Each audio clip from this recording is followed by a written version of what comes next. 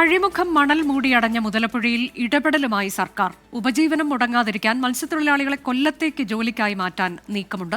പ്രദേശത്തെ മത്സ്യത്തൊഴിലാളികളുമായി ചർച്ച ചെയ്ത ശേഷമാകും അന്തിമ തീരുമാനം.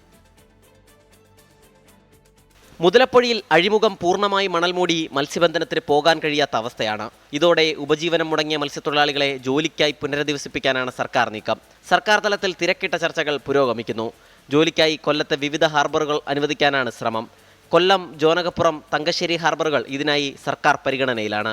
തിരുവനന്തപുരം, കൊല്ലം ജില്ലാ കളക്ടർമാർക്ക് ഇത് സംബന്ധിച്ച് നിർദ്ദേശം നൽകി.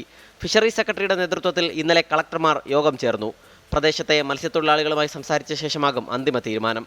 2 ആഴ്ചയ്ക്കുള്ളിൽ മണൽ പൂർണ്ണമായി നീക്കം ചെയ്ത് പൊഴി വീണ്ടെടുക്കാനാണ് സർക്കാർ ശ്രമം. കുടുംബങ്ങളെ കൂട്ടത്തോടെ മറ്റൊരിടത്തേക്ക് മാറ്റുന്നത് സർക്കാർ ഇപ്പോൾ ആലോചിക്കുന്നില്ല. ടൺ കണക്കിന് മണലടിഞ്ഞാണ് മുതലപ്പുഴി പൂർണ്ണമായി മൂടിയത്. ഡ്രഡ്ജറുകൾ കാര്യക്ഷമമായി പ്രവർത്തിക്കാത്തതാണ് പ്രതിസന്ധിക്ക് കാരണം. 24 തിരുവനന്തപുരം.